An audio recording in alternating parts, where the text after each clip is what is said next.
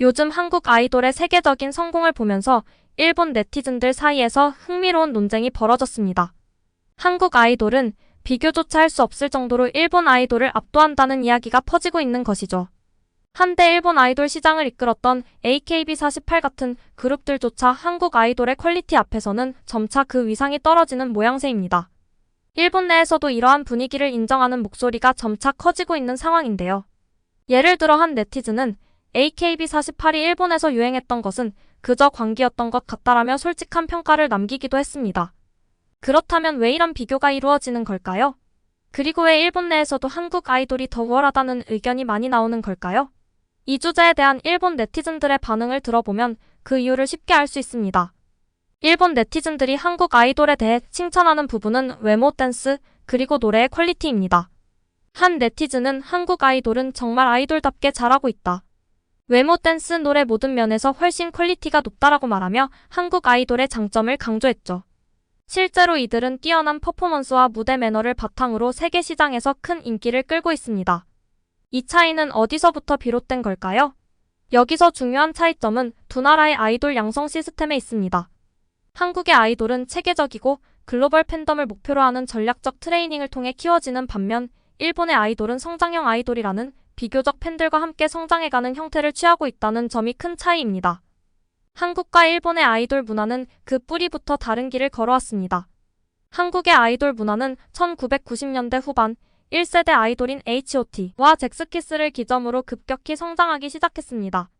그들의 음악은 단순한 댄스 음악에 그치지 않고 다양한 장르를 접목하면서 팬들에게 새로운 스타일을 제공했고 대중매체의 발달과 함께 폭발적인 인기를 끌었습니다. 이어서 등장한 2세대 아이돌의 소녀시대, 빅뱅, 원더걸스들은 아시아를 넘어 미국, 유럽 등 해외로 진출하며 K-팝의 전 세계적 인기를 이끌어냈습니다. 특히 2세대부터는 아이돌 육성 시스템이 체계화되어 엄격한 트레이닝과 해외 시장 진출을 목표로 한 전략적 활동이 강조되었습니다. 이후 등장한 3세대 아이돌인 엑소, 트와이스, BTS 같은 그룹들은 더욱 체계적이고 세련된 시스템을 바탕으로 한국 아이돌 산업의 전성기를 이끌었습니다. 이 시기는 한국의 음악 산업이 본격적으로 글로벌화되기 시작한 시기로 K-팝이 아시아 지역을 넘어 미국과 유럽에서 대중적인 인지도를 얻게 되었습니다. 특히 유튜브와 소셜미디어의 발달은 K-팝 아이돌들이 해외 팬들과의 직접적인 소통을 가능하게 했고 이러한 기술적 도구들은 한국 아이돌의 성공에 중요한 요소로 작용했습니다. 반면 일본의 아이돌 문화는 1970, 80년대부터 시작된 오랫동안 이어진 역사를 자랑합니다. 일본의 아이돌들은 대체로 국내 시장에 집중하며 아이돌을 대중과 가까운 인물로 인식시켰습니다. 모닝구 무스메, SMAP 같은 그룹들은 일본 내에서 독보적인 인기를 끌었지만 글로벌 확장에는 크게 성공하지 못한 경우가 많았습니다. 일본 아이돌의 핵심은 성장형 콘셉트로 팬들이 아이돌의 성장을 응원하고 지켜보는 것을 중시합니다. 일본 아이돌 산업이 발전하면서 아이돌을 키우는 팬덤 문화가 발달하기 시작했습니다.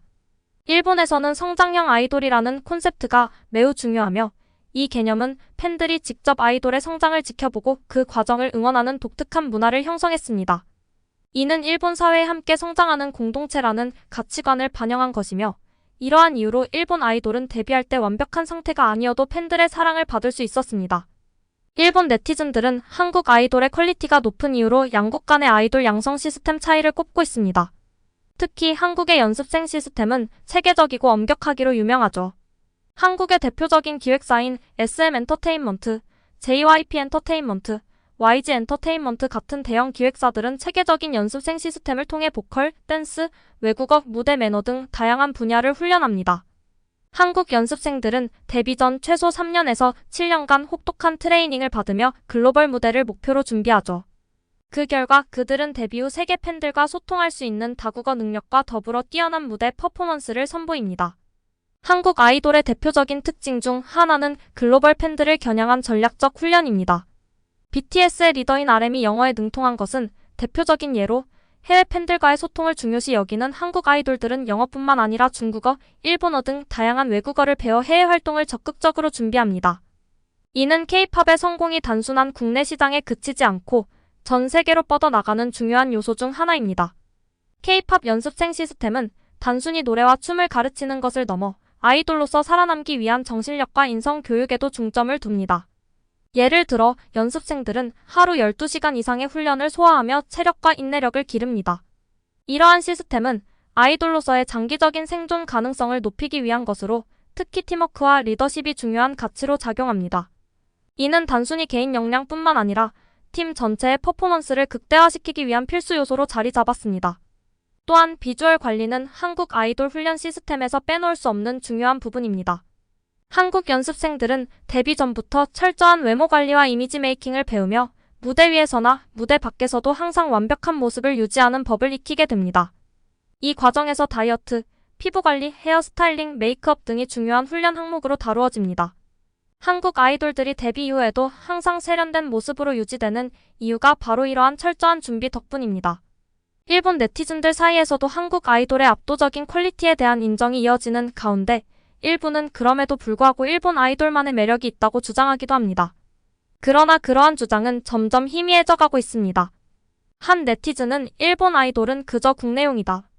우리는 한국처럼 글로벌 시장에서 성공할 생각조차 하지 않는다고 말하며 현실을 받아들였습니다. 그럼에도 불구하고 일본 아이돌에 대한 자부심을 잃지 않으려는 이들도 있습니다. 예를 들어 일본 아이돌 그룹 퍼퓸은 2019년 코첼라 페스티벌에서 공연했으며 일본 내에서는 큰 인기를 끌고 있습니다.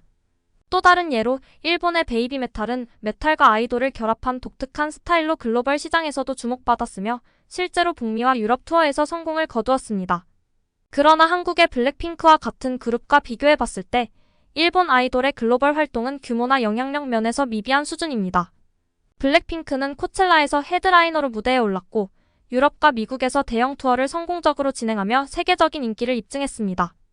일본 아이돌이 글로벌 무대에서 성공하는 경우가 없지는 않지만 한국 아이돌들이 체계적이고 적극적으로 해외 활동을 준비하는 것과는 차원이 다른 상황입니다.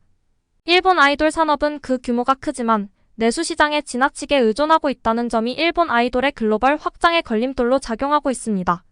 일본 내수 시장은 여전히 강력한 구매력을 자랑하지만 세계적으로 인정받기 위해서는 그 이상을 요구하는 글로벌 팬들의 기대를 충족시켜야 합니다.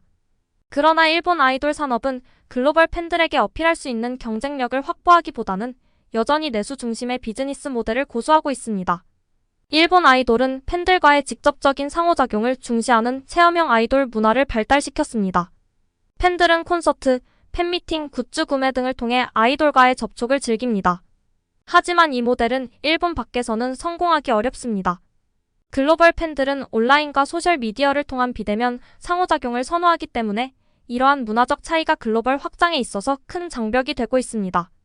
일본 네티즌들 사이에서 한국 아이돌에 대한 인정이 퍼지면서 일본 아이돌 산업의 미래에 대한 우려도 깊어지고 있습니다. 일본은 아이돌 업계 자체가 쇠퇴하고 있다는 지적처럼 더 이상 일본 아이돌이 과거의 영광을 되찾기 어렵다는 현실을 마주하고 있죠. 일본 아이돌 시장은 오타쿠와 같은 특정 팬층에 의존하는 구조로 인해 세계적인 성공을 이루기에는 한계가 분명합니다. 이와 달리 한국 아이돌은 다양한 팬층을 공략하며 글로벌 무대에서 높은 평가를 받고 있습니다.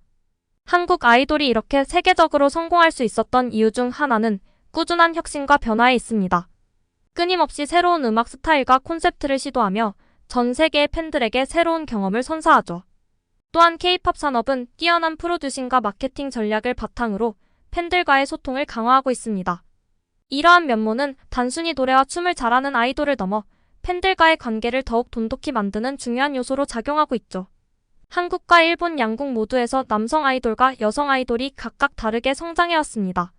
특히 K-팝 남성 아이돌은 해외에서 더욱 두드러진 인기를 누리며 일본과는 다른 시장 전략을 보여줍니다. BTS는 글로벌 팬덤인 아미의 열렬한 지지 속에서 전 세계 음악 차트에서 두각을 나타내고 있습니다.